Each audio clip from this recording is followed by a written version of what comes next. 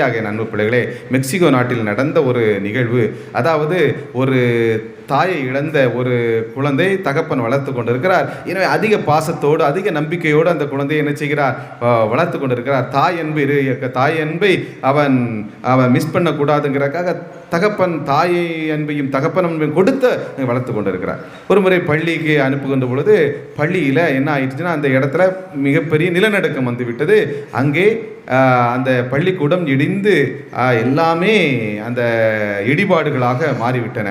ஓடி செல்கின்றார், குழந்தையை காணவில்லை, தவிக்கின்றார். அங்கே வீரர்கள்லாம் வந்து என்ன செய்கிறாங்க, அங்கே பாதுகாப்பு வீரர்கள் வந்து எல்லாத்தையும் தேடி முடிச்சுட்டு இப்போ இன்னும் யாருமே இல்லை அப்படிங்கிறாங்க. இந்த குழந்தை கிடைக்கல. இவர் அழுகிறார். மீண்டும் மீண்டும் ராத்திரி ஆகுது, தேடிக்கிட்டே இருக்கிறார். எப்பா நீ போய் தூங்கு, என்ன இதுக்கு மேலே அங்கே இருக்க யாரும் இல்லை என்று சொல்லிவிடுகிறார்கள். ஆனாலும் மற்ற வீரர்கள், பாதுகாப்பு வீரர்கள் எல்லாம் போயிட்டாங்க. ஆனால் தகப்பனால் போக முடியவில்லை. அன்பு தடுக்கிறது. இரவு முழுவதும் தேடுகிறார். எங்கெங்கெல்லாம் இடிபாடுகள் வாய்ப்பு இருக்கிறதோ அங்கே எல்லாம் எடுத்து ஏதாவது சத்தம் வருதாண்டு ராத்திரி பார்த்து எடுக்கிறார். காலை வருகிறது. ஒவ்வொரு எங்கெங்கெல்லாம் பிறகு தள்ளி போட்டு தேடுகிறார். கடைசியில் காலை 10 மணி இருக்கும். ஏதோ ஒரு தூரத்தில் ஒரு சிறிய சத்தத்தை கேட்டு விடுகின்றார். இங்கே சத்தம் கேட்கிறது, இங்கே உயிரோடு இருக்கிறார்கள் என்று அவர் கத்துகின்றார். மீண்டும் அங்கே வீரர்கள் வருகிறார்கள். வந்து என்ன செய்கிறாங்க, அவர் சொன்ன இடத்துல அங்கே இடிபாடுகளை அகற்றுகின்ற பொழுது உண்மையிலே அங்கே அவருடைய மகன் இருக்கிறார். மகன் மட்டுமல்ல, மகனோடு 7 குழந்தைகளும் அங்கே இருக்கிறார்கள்.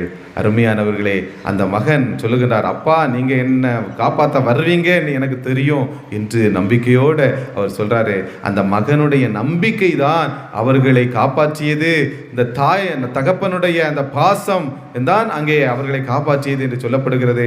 அப்புறம் தான் தெரியுது, கூட இருந்த 7 பேரும் பயந்து இருக்கும் போது இந்த தம்பி தான் எங்க அப்பா வருவாரு, கண்டிப்பா வருவாரு, எப்படி காப்பாத்திடுவார்னு இந்த பையன் திரும்ப என்ன செய்துட்டு இருந்தானா, சொல்லிக்கிட்டு இருந்தானா. அப்போ அந்த நம்பிக்கை வார்த்தைகள் மற்ற குழந்தைகளை பயத்திலிருந்து பாதுகாப்பை கொடுத்தது. என் அன்பு பிள்ளைகளே, எனவே இயேசு எனக்காக பிறப்பார் என்கிற நம்பிக்கை வார்த்தை ஒவ்வொருத்தரும் சொல்லுங்க, இயேசு எனக்காக பிறப்பார் என்று சொல்லுங்கள். அந்த நம்பிக்கை வார்த்தைகள் நம்மை பலப்படுத்தும், நம்முடைய தலையை நிமிரச் செய்யும். ஆமேன். எழுந்து விசுவாசத்தை அறிக்கையிடுவோம்.